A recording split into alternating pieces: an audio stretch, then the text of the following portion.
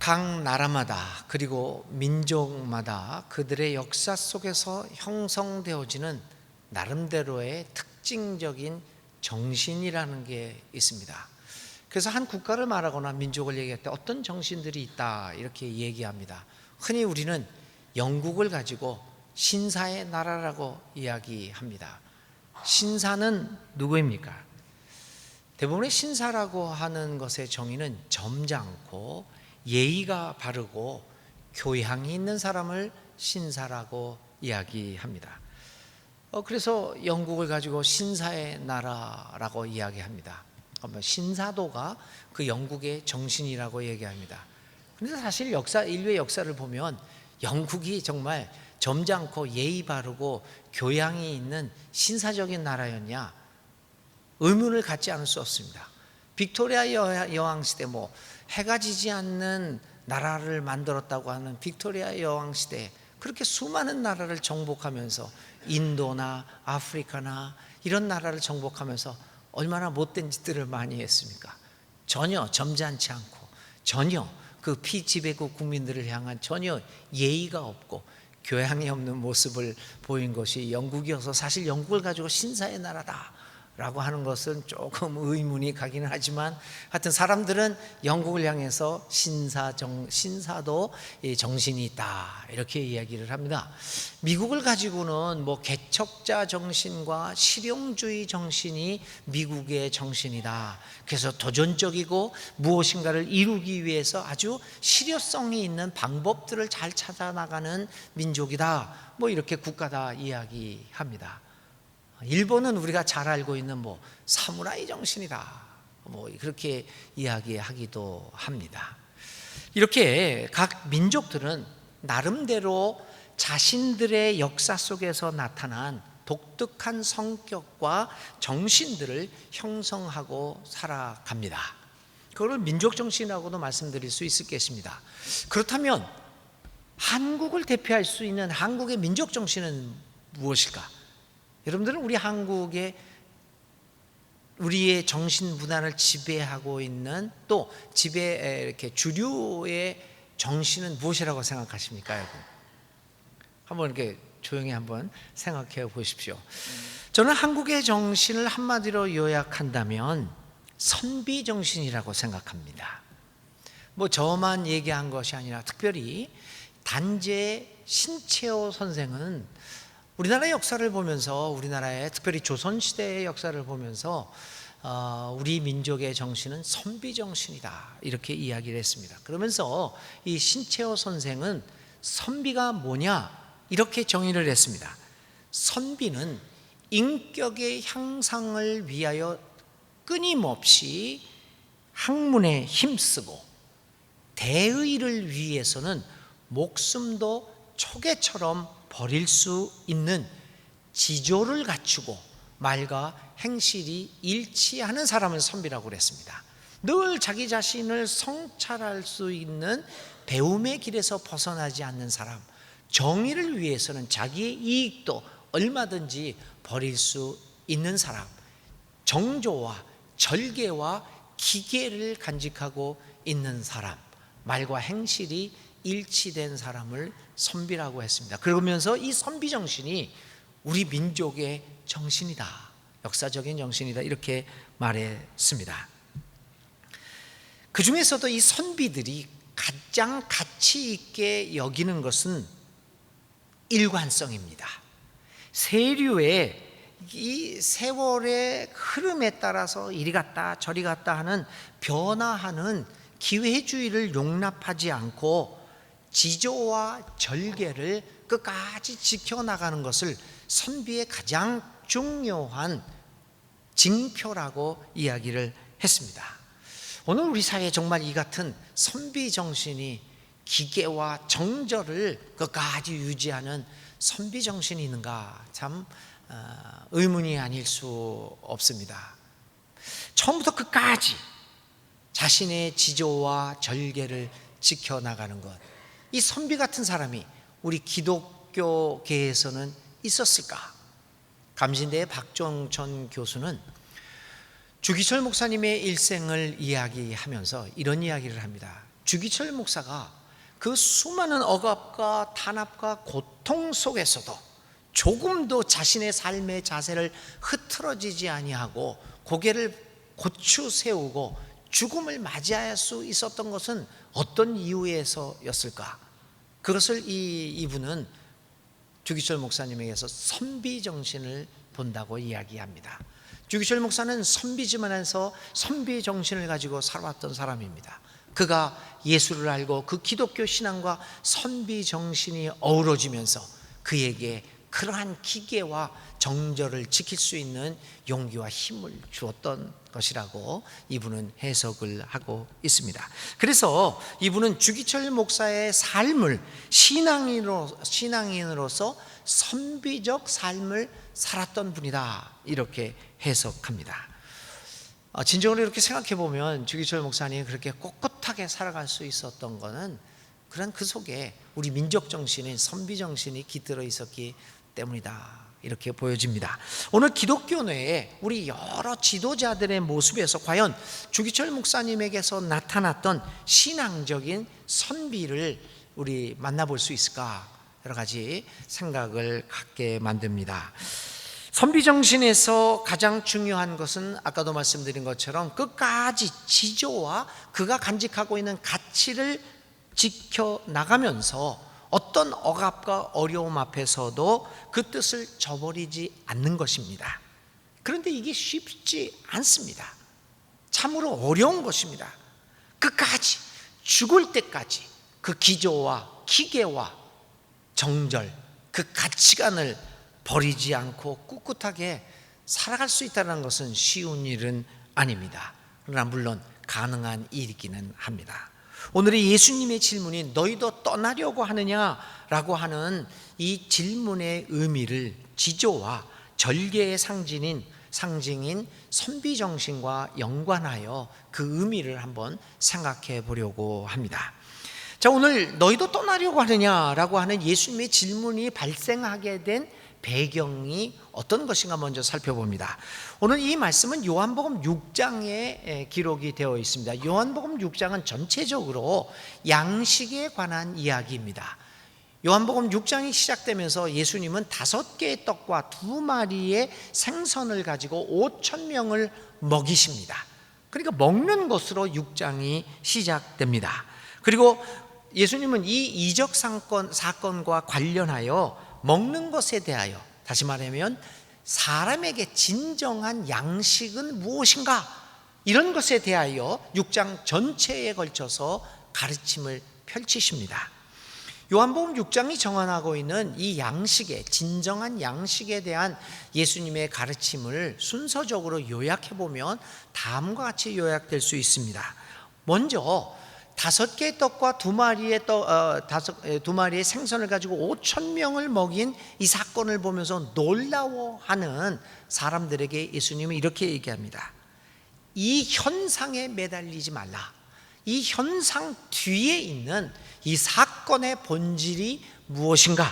다시 말하면 이 사건 뒤에 있는 하나님 나라를 볼 수 있어야 한다. 사람들이 현상에 매달려서 거기에서 화끈한 일이 있으면 그것만 가지고 매달립니다. 배고픔만 해결되어 있으면 모든 것을 할 수 있다고 생각하며 그 사건에 매달립니다. 그런 사람들을 보고 예수님은 그 사건 뒤에 있는 본질적인 의미를 볼 수 있어야 한다라고 얘기합니다. 두 번째로 계속해서 그 본질을 본 사람들에게 이야기합니다. 이제는 썩어 없어질 떡이 아니라 영원한 떡에 대하여 관심을 가져야 한다.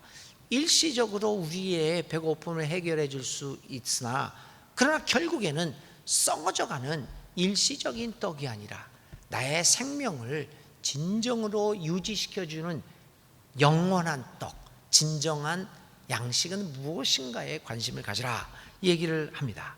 세 번째로, 그렇다고 한다면 이 영원한 양식을 관심이 있다면 바로 모세가 주는 떡이 아니라 하나님이 주는 하늘에서 내려오는 떡을 받아야 한다 이야기를 합니다.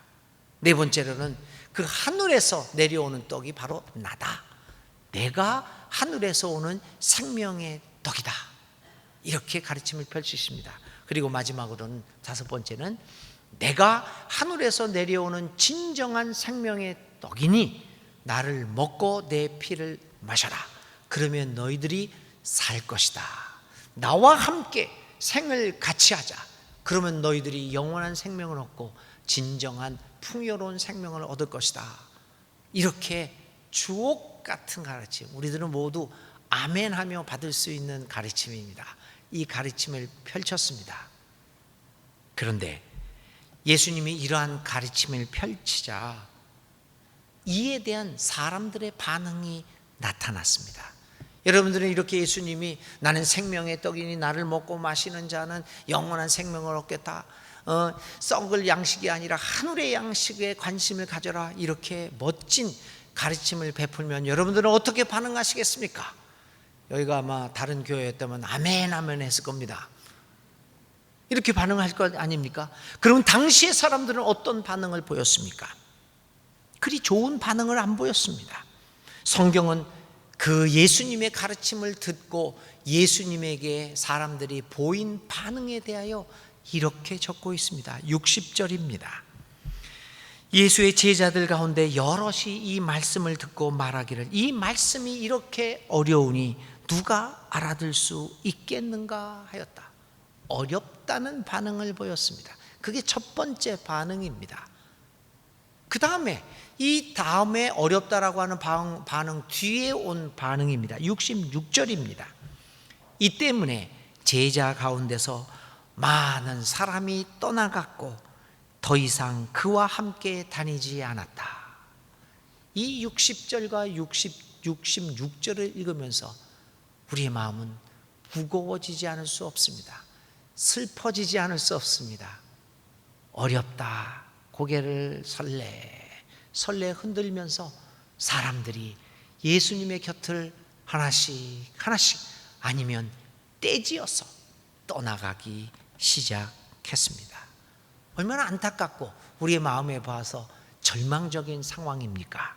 이러한 배경 속에서 오늘 예수님은 제자들에게 묻습니다. 자, 사람들이 어렵다고 그러며 나를 저렇게 떠나가는구나. 너희들은 어떠냐? 너희들도 떠나가려고 하느냐? 너희들도 나를 버릴 것이냐?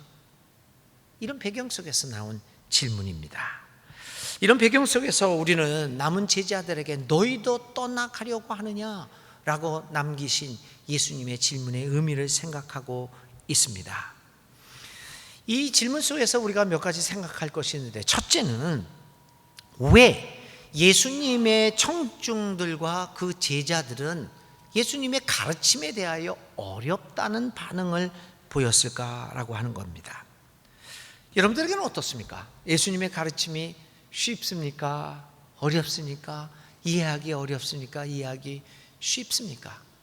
그 당시의 사람들은 어려웠습니다. 아니, 오늘 우리들에게도 예수님의 가르침은 어렵습니다. 누가 예수님의 가르침을 쉽게 받아들이고 아멘 아멘 남발할 수가 있겠습니까? 사실 한국교회에서 너무 아멘이 남발돼요. 우리 교회에서 제가 여기 우리 교회에 이제 오면서 여러분들이 이야기를 많이 했어요. 우리 순천중앙교회 교인들은 아멘 소리를 잘 안 한다. 그게 자랑인지 아니면 잘못됐다고 얘기하는지 저는 판단이 안 섭니다. 여러분들 어떻게 생각합니까? 교인들이 아멘 많이 안 한다고 하는 거, 그게 우리 교회의 자랑일까요? 아니면 잘못된 걸까요? 각자 대답해 보시기 바랍니다. 그럼 뭐 자랑도 잘못된 것도 아닙니다.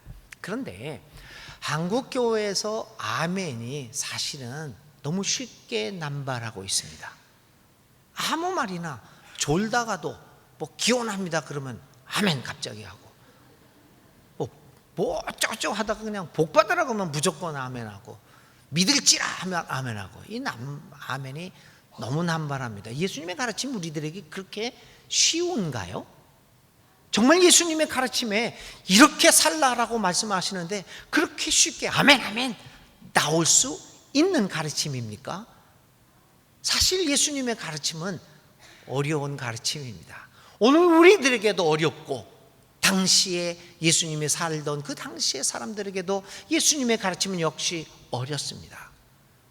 왜 그들에게도, 그리고 오늘 나에게도 예수님의 가르침은 어려운 가르침이라 함부로 아멘 할 수 없는 가르침일까요? 그것은 먼저는 예수님의 가르침이 당시 사람들이 가지고 있던 종교의 개념들을 파괴하고 있기 때문입니다. 그들의 종교적 관습을 무너뜨리고 있기 때문입니다. 모세는 이렇게 말하였다. 그러나 나는 너희들에게 이렇게 말한다. 모세는 너희에게 너를 사랑하는 사람은 사랑하고 너를 미워하는 사람을 미워하라 말했다. 그러나 나는 이웃을 사랑하라, 네 몸처럼 사랑하라고 말한다. 이렇게 모세가 가르쳤던 그 종교를 뒤집어 놓습니다. 그러니 여러분, 어렵기 짝이 없지요. 그들이 늘 지키고 있었던 종교적 관습을 파괴합니다. 사람이 안식일을 위해서 있는 것이 아니라 안식일이 사람을 위해서 있다. 참, 이게 얼마나 어려운 겁니까, 여러분? 종교 제도가 사람들이 그 종교 제도를 지키기 위해서 있는 것처럼 얘기했던 유대교의 모습에서 벗어나서 아니다. 종교적 제도라고 하는 것은 사람의 행복과 사람을 위해서 얼마든지 변할 수 있는 것이다 얘기합니다. 그러니 지금까지 가지고 있던 종교적 개념과 종교적 관습을 무너뜨리고 계시니 이 말씀이 우리에게 어찌 쉽겠습니까? 그런데 사실은 예수님의 가르침이 그 종교적 관습과 제도를 무너뜨리는 것이 아니라 근본 정신을 회복하는 것입니다. 그럼에도 불구하고 사람들은 익숙했던 것에서 벗어나야 하니까 예수님의 가르침을 어려워합니다. 오늘 그래서 우리들에게도 예수님의 가르침은 매우 어렵습니다. 가난한 사람들을 돌보아라. 그런데도 우리는 이 종교 제도를 유지하기 위해서 대부분의 돈을 사용합니다. 그러니 교회를 너무 화려하게 짓지 말고 검소하게 짓고 검소하게 생활하면서 그 돈으로 가난한 사람들 도와라. 이 말씀이 어렵습니다. 함부로 그래서 우리 교회에서 아멘 아멘 할 수가 없게 되는 겁니다. 그래서 어려웠습니다. 그리고 두 번째로는 가장 중요한 것은 예수님의 말씀이 우리에게 어려웠던 것, 그들에게나 우리들에게 어려운 것은 우리들의 이익과 그 말씀이 상충할 때입니다. 나의 이익과 나의 기득권과 예수님의 말씀이 부닥치기 때문에 그때 그 말씀이 어려워집니다. 예수님의 말씀이 우리의 이익의 정면으로 마주칠 때 그것은 지극히 어려운 것이 되고 맙니다. 사실 예수님의 말씀뿐이겠습니까? 우리의 일반적인 상황에서도 내 이익과 어떤 일들이 충돌할 때 문제가 발생합니다. 우리는 늘 그렇습니다.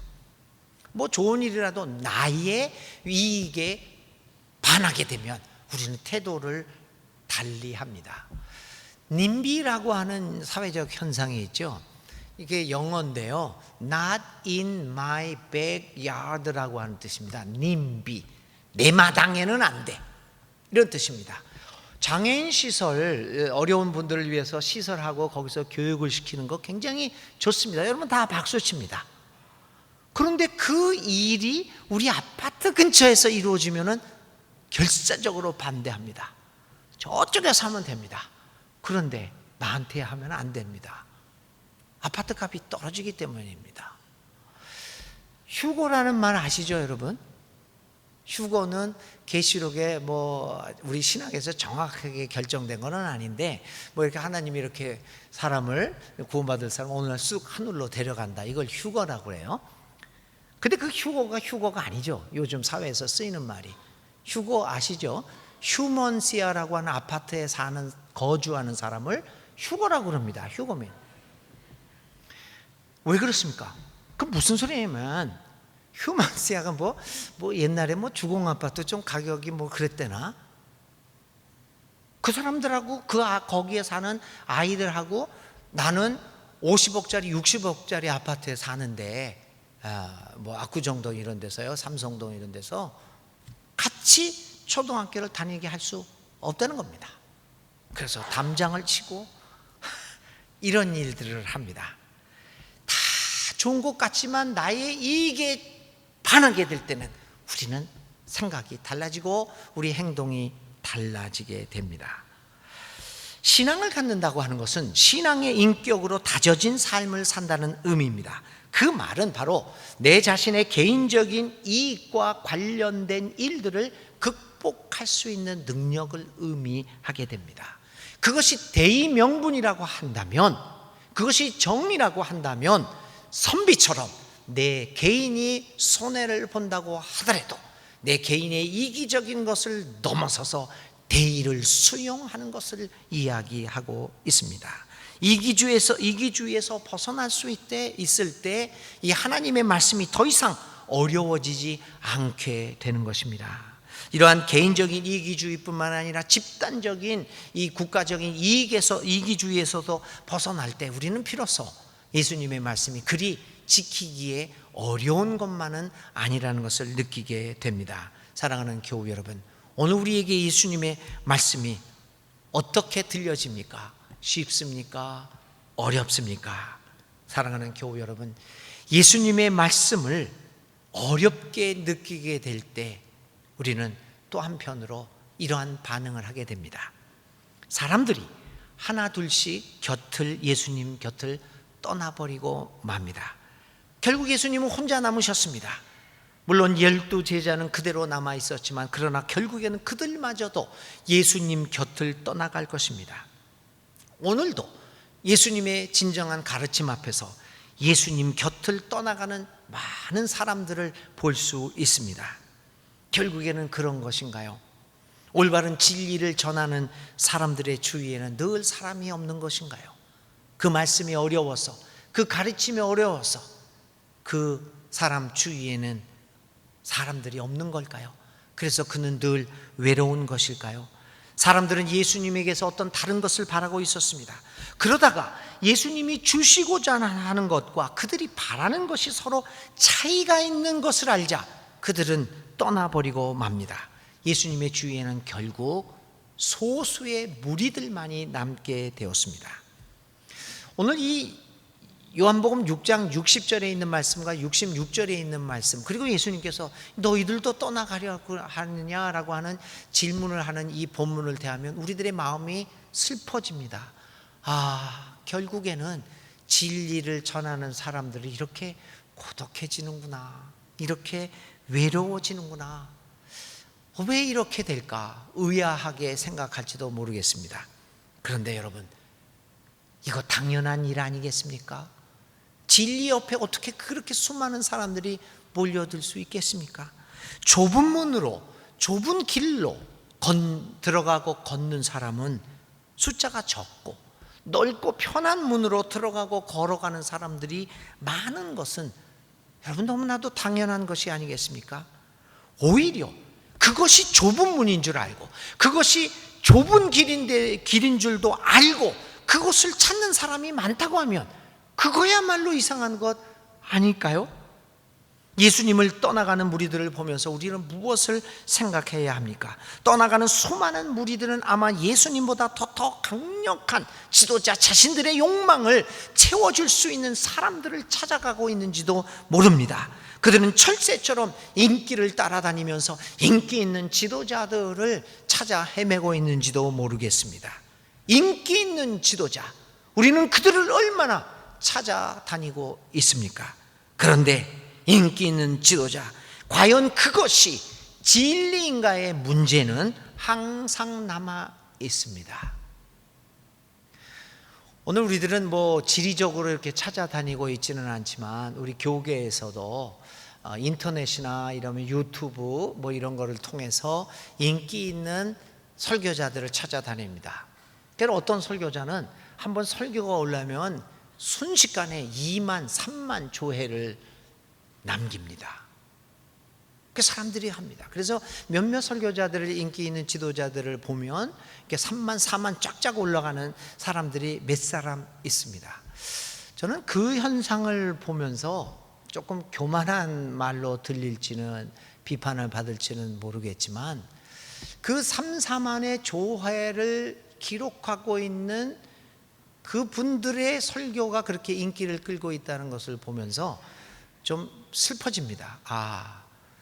우리들의 믿음의 수준이 이렇구나라고 하는 것을 저는 많이 느낍니다.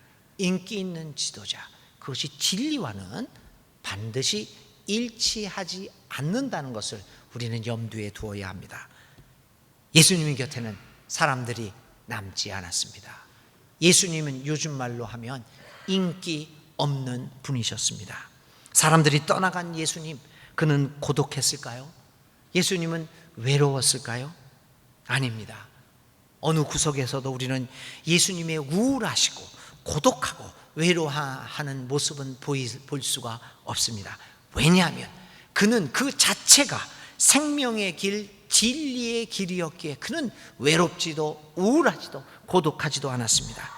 여러분, 진리를 가지고 진리의 길을 살아가는 사람이 우울해하고 외로워하는 것 보셨습니까?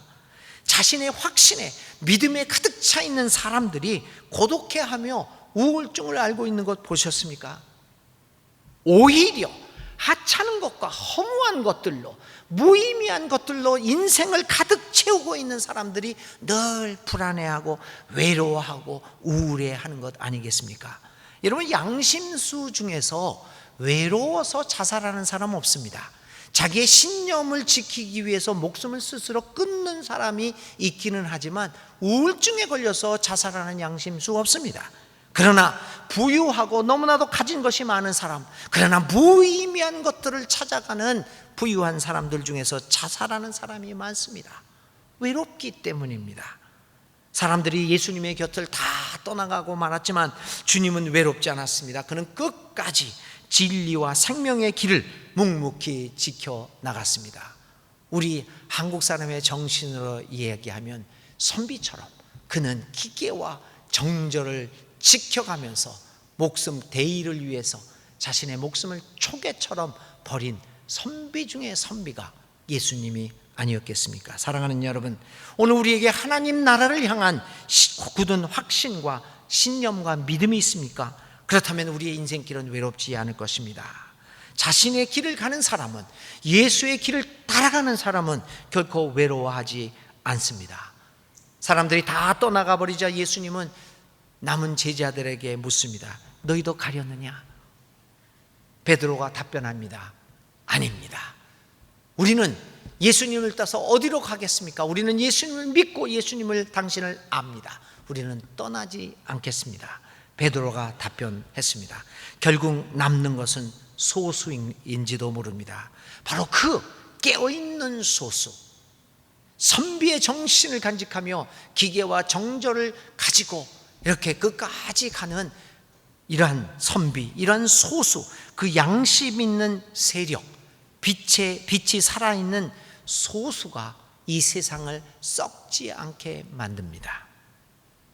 소돔과 고모라가 멸망한 것은 그들의 죄악 때문이 아닙니다. 오늘 우리 사회가 죄악 때문에 망하지 않을 것입니다. 왜 망합니까? 소돔과 고모라가 멸망당한 것은 살아있는 소수의 의인 10명이 없었기 때문입니다. 우리들의 문제는 이 소수가 점차 사라지고 있다는 데 있습니다. 세상의 유혹에 따라서 이 빛을 따라 걷는, 예수님을 따라 걷는 이 소수의 사람들이 점차 사라지고 있고, 예수의 길에서 벗어난 다수들이 세력을 차지하고 오히려 그 소수의 사람들을 탄압하고 몰아내고 있다는 데 문제가 있습니다. 양심적인 소수, 빛을 따라 예수님을 따라 걷는 이 선비와 같은 소수가 없어지는 것은 이 사회를 지키는 사람이 없어지는 것과 마찬가지입니다. 그래서 오늘 우리에게 필요한 것은 자리를 지키는 예수의 길을 묵묵히 선비의 정신으로 따라가는, 너희도 떠나려고 하느냐? 라고 하는 예수님의 질문에 아닙니다, 우리는 끝까지 예수님을 따르겠습니다 라고 하는 그 기계가 있는 답변을 하는 소수의 믿는 사람들입니다. 사랑하는 교우 여러분, 예수님이 오늘 우리에게 하시는 질문, 너희들도 가려고 하느냐? 그 질문에 아닙니다, 우리는 주님과 함께 합니다. 우리는 주님을 따르겠습니다 라고 대답할 수 있는 선비와 같은 우리 교우들, 선비와 같은 우리 순천중앙교회가 되기를 간절히 기도드립니다. 나는 주님을 떠나지 않고 따르겠습니다. 이것이 우리의 믿음의 결단들이 될 수 있기를 주의 이름으로 다시 한번 기원드립니다.